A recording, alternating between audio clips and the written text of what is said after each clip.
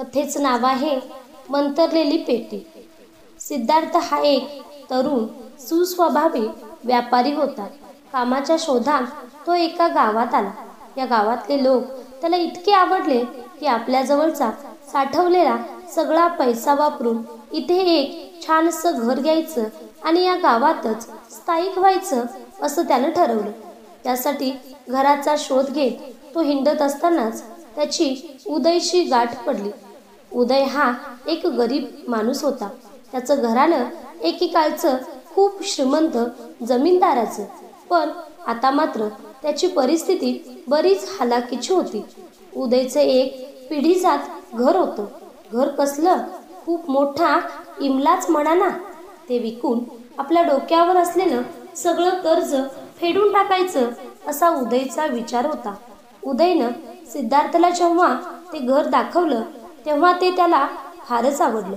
त्यानं ते ताबडतोब खरेदी केलं आणि त्याच्या नूतनीकरणाचं काम सुरू केलं. त्या घरात बऱ्याच दुरुस्त्या करायला हव्या होत्या. बऱ्याच भागाची पडझड झालेली होती. घराच्या तुटक्या फुटक्या फरशा खणून काढण्याचं काम सुरू असताना सिद्धार्थला तिथे एक बंद पेटी सापडली. ती जमिनीत बऱ्याच खोलवर पुरण्यात आली होती. त्यानं ती उघडून पाहिली आणि त्याला आश्चर्याचा प्रचंड मोठा धक्का बसला. ती पेटी विंचवांनी भरलेली होती. त्यानं घाबरून ती पेटी लांब भिरकावून दिली. सायंकाळी तो त्यांच्या गावातल्या सर्वात विद्वान माणसाला भेटायला गेला. त्यानं विंचवांनी भरलेल्या पेटीविषयी त्या माणसाच्या कानावर घातलं आणि त्या पाठीमागे नक्की कोणतं रहस्य दडलेलं असावं हेही विचारलं.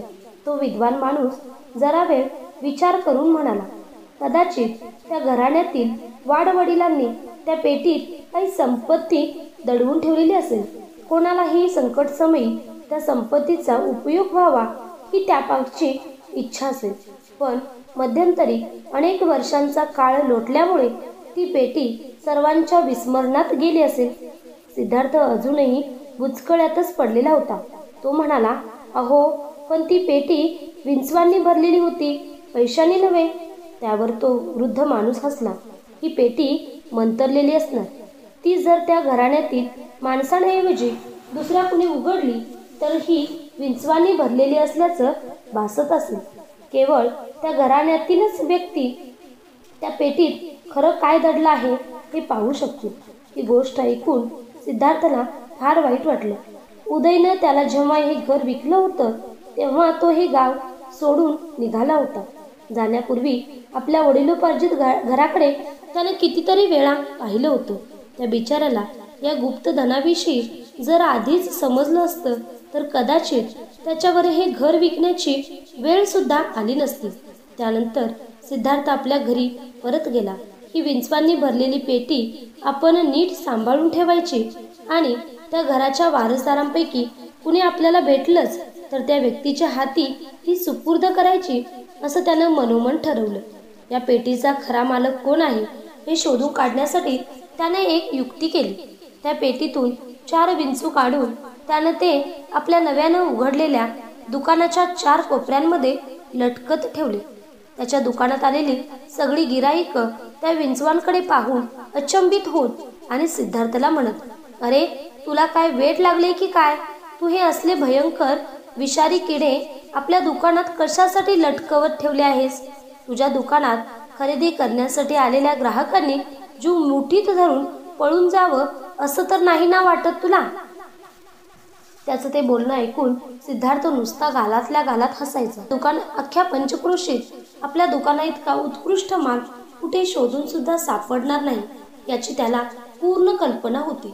त्यामुळे त्या दुकानात टांगलेल्या विंचवांची पर्वा न करता लोक त्याच्याच दुकानात खरेदी करण्यासाठी येत. काही दिवसातच त्याच्या दुकानाचं नावच मुळी विंचवांचं दुकान असं पडलं. लोक त्याच्या पाठीमागे त्याला हसत, त्याची चेष्टा करत, पण सिद्धार्थला त्याची जराही पर्वा नव्हती. अशी कित्येक वर्ष लोटली. सिद्धार्थचं वयही आता वाढलं होतं. तो पूर्वीसारखा तरुण राहिला नव्हता. त्याला बायको आणि मुलं होती. गाठीला भरपूर पैसा होता. पण त्याच्या अंतर्यामी एकच दुःख होतं. अजूनही त्या पेटीवर हक्क सांगायला कुणीच आलं नव्हतं.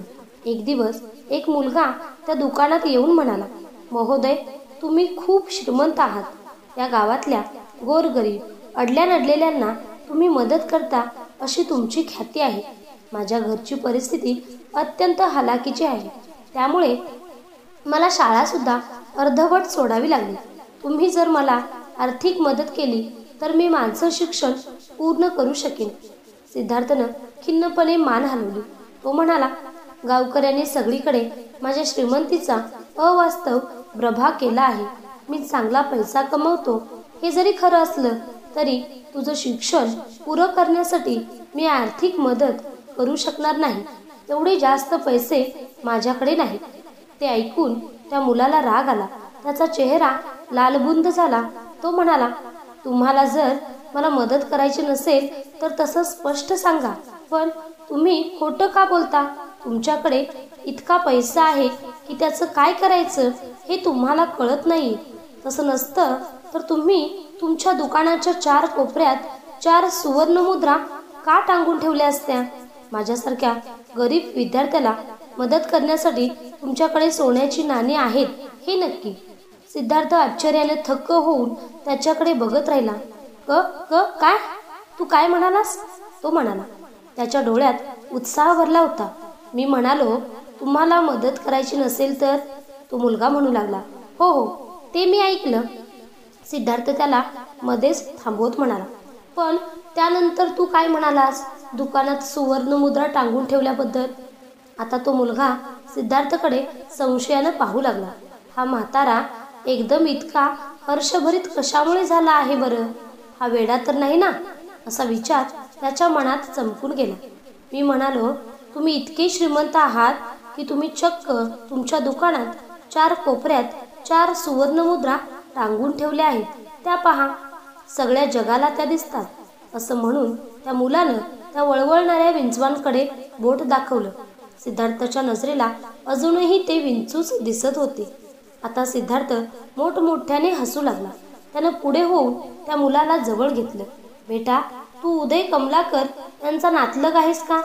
तुझे कुटुंबीय पूर्वी कधी या गावात वास्तव्य करून होते का? तो त्या मुलाच्या कानात जवळजवळ ओरडलाच. आता मात्र तो मुलगा घाबरून मागे सरला. हा श्रीमंत म्हातारा नुसताच वेडा नाही तर धोकादायकही दिसतोय. त्याच्या मनात आलं, हो, माझं नाव उदय आहे. हे खरं तर माझ्या आजोबांचं नाव होतं. त्यांचं कुटुंब कित्येक पिढ्या याच गावात राहत होतं. पण नंतर त्यांच्या कुटुंबावर फार वाईट प्रसंग ओढवला. मग माझ्या आजोबांनी त्यांचं राहतं घर विकलं आणि हे गाव सोडलं. पण आपलं वडिलोपार्जित घर विकावं लागल्याचं फार मोठं दुःख माझ्या आजोबांच्या अंतर्यामी सतत घर करून होतं. त्या दुःखानं त्यांची पाठ कधीच सोडली नाही. त्याचीच है खाऊन ते वारले. सिद्धार्थनं आपल्या डोळ्यातले अश्रू पुसले. बेटा, तू जरा इथेच थांब. असं म्हणून तो धावतच आपल्या घराकडे गेला. परत येताना तो आपल्याबरोबर ती जुनी पेटी घेऊन आला. ती त्या मुलाच्या हातात ठेवून तो म्हणाला, ही उघड आणि तुला यात काय दिसतंय ते मला सांग पाहू. त्या मुलानं ती पेटी उघडली. तो आश्चर्यचकित झाला.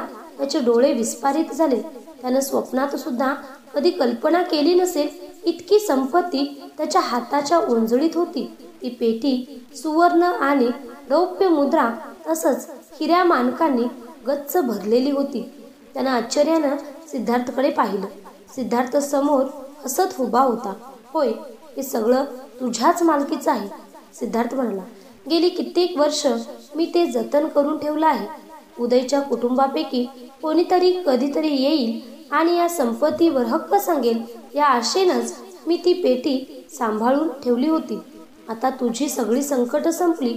तू आता खुशाल घरी जा. तुझ्या वाडवडिलांकडून तुला मिळालेल्या या संपत्तीचा विनियोग तू न्याय्य पद्धतीनं आणि यथायोग्य कर आणि आयुष्यात यशस्वी हो. त्यानंतर आपल्याला घराचं नूतनीकरण करताना अचानक एक दिवस ही विंचवांनी भरलेली पेटी कशी काय सापडली याची कथा त्यानं त्या मुलाला सांगितली. ती कथा ऐकून तो मुलगा उदय विस्मयचकित झाला. त्यानं कृतज्ञतेपोटी त्यातील अर्धी संपत्ती सिद्धार्थला देऊ केली. पण सिद्धार्थनं मात्र ते अजिबात मान्य केलं नाही. हे सगळं तुझ्या मालकीचं आहे, त्याचा उपभोग तूच घे, तो म्हणाला. उदय ती पेटी घेऊन निघून गेला, पण या विक्षिप्त, गमतीदार, प्रामाणिक म्हाताऱ्याला, सिद्धार्थला तो कधीच विसरला नाही. किती निष्ठेनं त्यानं उदयची मालमत्ता जपली आणि इमानी इतबारे त्याच्या हवाली सुद्धा केली.